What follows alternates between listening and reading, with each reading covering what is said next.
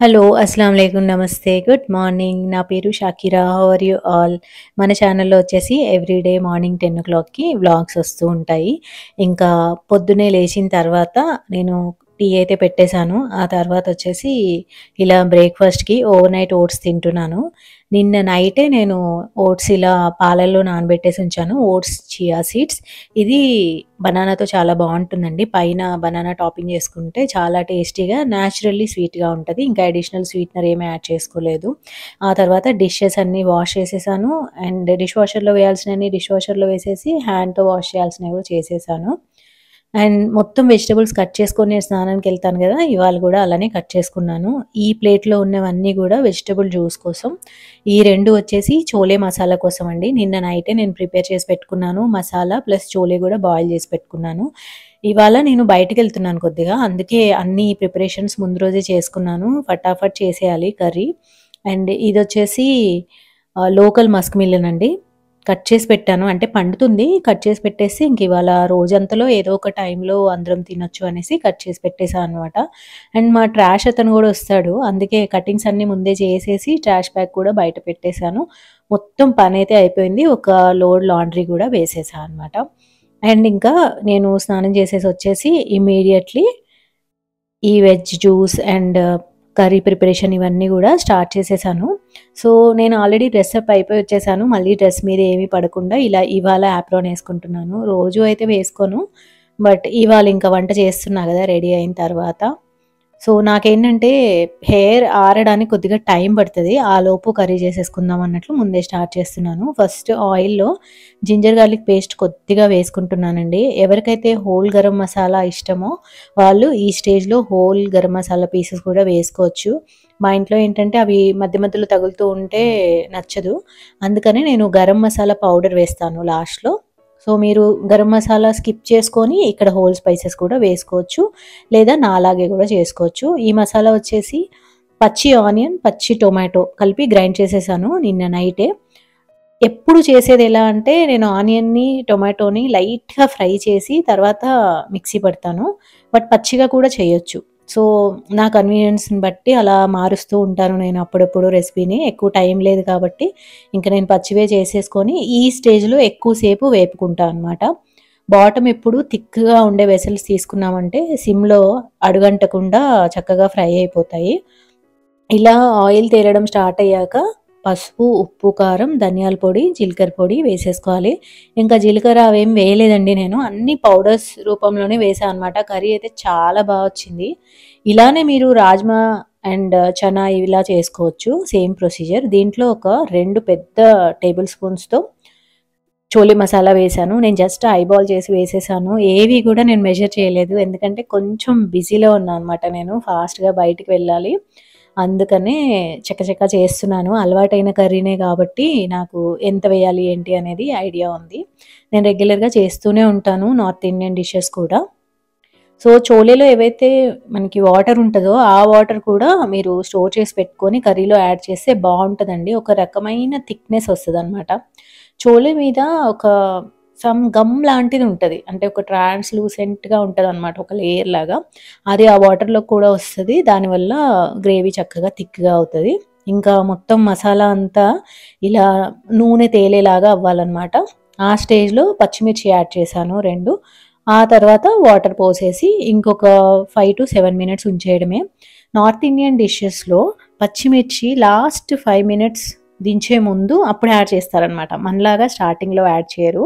ఆ పచ్చిమిర్చి ఎక్కువగా ఉడకకుండా బావుంటది టేస్ట్.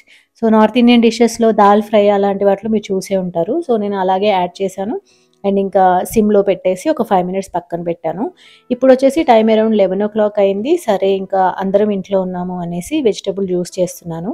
కీరా జ్యూస్ చేస్తున్నా ఇవాళ. కీరాలో కొంచెం జింజర్ పీస్ అండ్ కొన్ని పుదీనా పీసెస్ యాడ్ చేసుకుంటే చాలా బావుంటదండి. దీనివల్ల మనకి ఆకలి పెరుగుతుంది అండ్ స్టమక్ ప్రాబ్లమ్స్ అన్నీ పోతాయి. కడుపు కూడా చల్లగా ఉంటదనమాట. ఇంకా సమ్మర్ రాబోతుంది గదా! కీరా జ్యూస్ చాలా బావుంటది. మా హస్బెండ్ ఇంట్లో ఉన్నారు అంటే నేను మిక్సీ వేసే ముందు, కుక్కర్ పెట్టే ముందు కంపల్సరీ డోర్ క్లోజ్ చేసి రావాలి. తనకు కంటిన్యూయస్‌గా కాల్స్ ఉంటాయన్నమాట. ఆఫీస్‌కెళ్తే నేను ఫ్రీగా అన్ని పనులు చేసుకుంటాను. ఇంట్లో ఉంటే మాత్రం కంపల్సరీగా ఇలా ప్రికాషన్స్ తీసుకుంటూ చేసుకోవాల్సిందే. సో, ఇంకా కీరా జ్యూస్‌తో ఉన్న ఫస్ట్ అడ్వాంటేజ్ ఏంటి అంటే పల్ప్ అసలు వేస్ట్ అవ్వదండి. చాలా వరకి ఫైన్‌గా అయిపోతది. మొత్తం జ్యూస్‌లోకొచ్చేస్తుంది. నేను టోటల్ 3 కీరాస్ తీసుకున్నానండి. సో, 3 గ్లాసులయింది. పిల్లలతో ఒక కంప్లీట్ కుకుంబర్ తినిపించడం అంటే చాలా పెద్ద ఛాలెంజే. ఇలా చేస్తే ఈజీగా తాగేస్తారు. అదే సెకండ్ అడ్వాంటేజ్ అనమాట. అందుకే నేను చేస్తూ ఉంటాను. ఒకటేంటంటే జింజర్ స్కిప్ చేయడం బెటర్ ఒకవేళ పిల్లలకిస్తుంటే. ఎందుకంటే మా అబ్బాయి అన్నాడు ఆఫ్టర్ టేస్ట్ చాలా స్పైసీగా ఉంది అనేసి. సో, జింజర్ స్కిప్ చేసి ఓన్లీ కీరా జ్యూస్ కూడా చేయొచ్చు. నెక్స్ట్ టైమ్ ఓన్లీ కీరా చేస్తాను. మింట్ ఏంటంటే కడుపులో చల్లగా ఉంటుంది. కొంచెం ఆకలి పెరిగేలా చేస్తుంది. అందుకే మింట్ లీవ్స్ యాడ్ చేశాను. ఈ పల్లి ఉండలొచ్చేసి నిన్న నేను చేసి పెట్టానండి. ఒక 3, 4 డేస్ వరకి స్నాక్స్ ఉంటాయి అనేసి. సో, అవి ప్లస్ ఈ జ్యూస్ ఇచ్చేసా అనమాట. కలర్ చూసి ఇద్దరు దడుచుకున్నారు. బట్ టేస్ట్ బానే వచ్చింది. అండ్ ఇంకా మన కర్రీ అయితే రెడీ అయిపోయిందండి. లాస్ట్‌లో కొద్దిగా కొత్తిమీర, కొద్దిగా కసూరి మేతి యాడ్ చేయాలి. మరీ కొత్తిమీర ఎక్కువగా వేయక్కర్లేదు. నార్త్ ఇండియన్ డిషెస్‌లో కొత్తిమీర ఎక్కువగా వెయ్యరు. కసూరి మేతి మాత్రం వేస్తారనమాట. 2 వేయడం వల్ల చాలా మంచి ఫ్లేవర్ అనేది వస్తుంది. ఇంకా నేను హోల్ గరం మసాలా వేయలేదు కదా! గరం మసాలా వేసేసాను పౌడర్. అన్నీ కూడా నేను నార్మల్‌గా అందాజాగా వేసేసానండి. ఎందుకంటే ఇది రెగ్యులర్‌గా నేను చేసే కర్రీ అనమాట. చాలా టేస్టీగా వచ్చింది. Super tasty. మీరు కావాలనుకుంటే దీన్ని బాక్స్‌లో కూడా ప్లాన్ చేసుకోవచ్చు. ఇప్పుడు నేను ఎలా అయితే ప్రిపరేషన్స్ చేసి పెట్టుకున్నానో అలా చేసి పెట్టుకున్నట్లయితే హాఫ్ ఎన్ అవర్‌లో కర్రీ రెడీ అయిపోతుందండి. అయితే స్టవ్ ఆపేసిన తర్వాత ఒక హాఫ్ నిమ్మ చెక్క వేసేయాలి. దానివల్ల ఒక మంచి టేస్ట్ వస్తదనమాట. రెస్టారెంట్ కైండ్ ఆఫ్ ఫ్లేవర్ అనేది వస్తుంది. దీంట్లోకి నేను జీరా రైస్ చేయబోతున్నాను. జీరా రైస్ కోసం నా దగ్గర బాస్మతి రైస్ అయితే లేదు. నార్మల్ రైస్‌తోనే చేయబోతున్నాను. ఫటాఫట్ అయిపోతుంది అనేసి. ఒకవేళ కావాలంటే పూరి చేసుకోవచ్చు, చపాతీ చేసుకోవచ్చు. దేనితో అయినా ఇది చాలా బావుంటుంది. బట్ నేను బయటికి వెళ్ళబోతున్నాను. ప్లస్ ఇంకా మధ్యాహ్నం పూట కాబట్టి ఇంకా రైస్ చేసేస్తున్నాను. నైట్ అయితే ఒకవేళ మిగిలితే అప్పుడు ఇంకా రోటీ ప్లాన్ చేస్తాను. ఫస్ట్ అయితే నేను డిన్నర్ గురించి ఏమీ ఆలోచించట్లేదు. జీరా రైస్ కోసం ఇలా 2 స్పూన్ల నెయ్యి వేసుకోవాలి.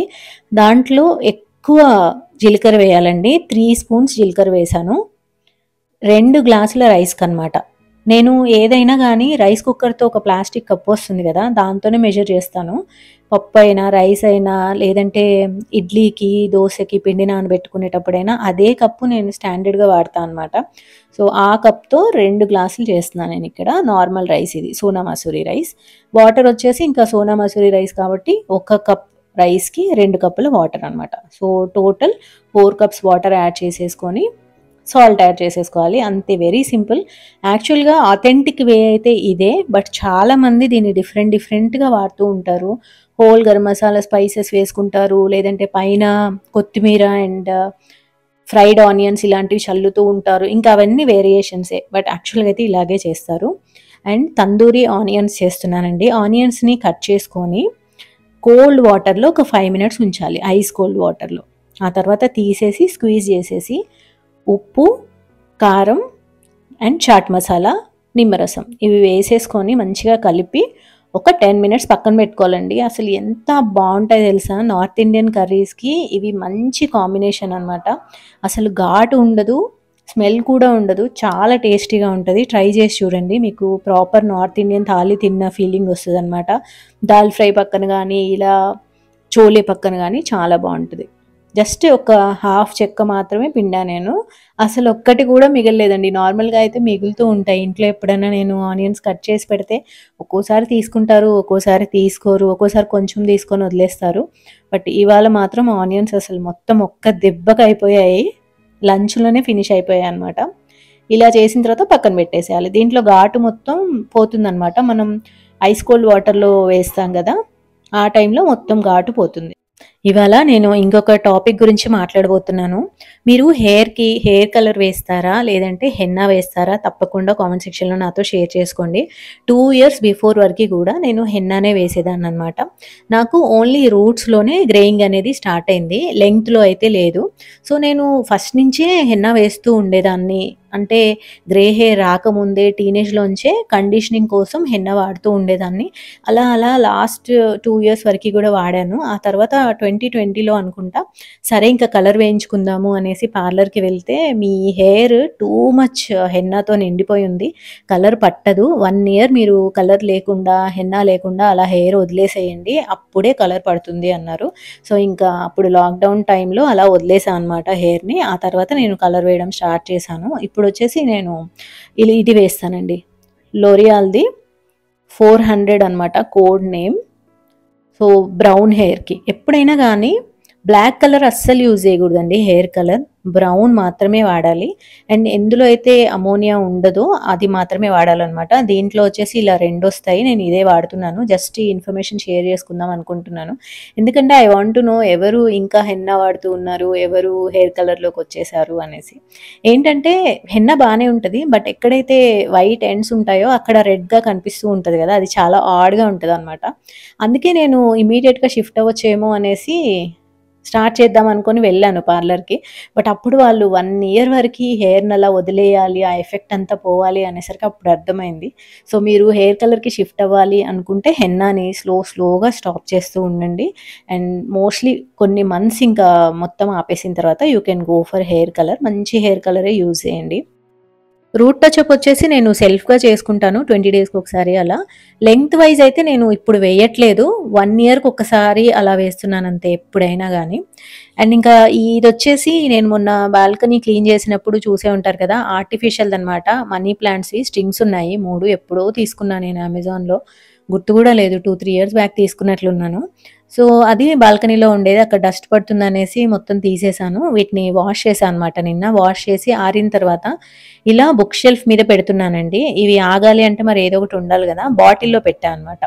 వీటి రూట్స్‌ని కొంచెం బాటిల్ లోపలికి వెళ్ళేలాగా కొంచెం లెంగ్త్ అందులో పెట్టేసి తర్వాత ఇలా కిందకొచ్చేలా పెట్టాను. చాలా అనిపించింది నాకిక్కడ పెట్టిన తర్వాత లుక్ ఇంకా ఎన్హాన్స్ అయినట్లుగా ఉందనమాట. ఈ బుక్ షెల్ఫ్‌కి ఇటువైపు మా అబ్బాయి ఫోటోస్ ఉంటాయి లెంగ్త్ వైస్. సో, ఫోటోస్ పక్కనే ఇలా వచ్చేసి ఈ లీవ్స్ అన్నీ గూడా చాలా అందంగా డోర్ తీయగానే మంచి గ్రీనరీ కనిపిస్తూ ఉంది. అనిపించింది నాకు ఈ లుక్ వచ్చేసి. సో, ఫైనల్‌గా దీనికి కూడా ప్లేస్ దొరికేసిందండి. సో, లోపలుంది గాబట్టి ఇంకా ఎక్కువగా డస్ట్ ఏమీ పట్టదు. ఇంకా లుక్ గూడా బావుందనమాట. కింద ఉంది రియల్ ప్లాంట్. బట్ ఇంకా ఇదంతా కూడా ఆర్టిఫిషియల్. తెలియట్లేదసలు ఇది చాలా మంచి క్వాలిటీది. చెప్తే తప్ప ఆర్టిఫిషియల్ అని తెలీదు. అంతలో వంట రెడీ అయిపోయిందండి. అసలు నాకు ఇష్టమైన లంచ్ అనమాట. ఇలా ప్రోటీన్ రిచ్ ఫుడ్ తినేసి మనం బయటకి వెళ్ళినా ఆకలి వేయదు. బయట జంక్ ఫుడ్ తినము. ఈవినింగ్ స్నాక్ టైమ్‌లో గూడా ఎక్కువ ఆకలేయదనమాట. కడుపు నిండా ఉంటుంది. సాటిస్ఫాక్షన్ ఉంటుంది చక్కగా. రేపు సండే మార్నింగ్ 8:00 కల్లా వీడియో వస్తుంది. ఒక స్పెషల్ వీడియో ప్లాన్ చేస్తున్నా అనమాట. అస్సలు మిస్ అవ్వకండి. తప్పకుండా చూడండి. రేపు కలుద్దాం మళ్ళీ. టేక్ కేర్ అండి. బాయ్.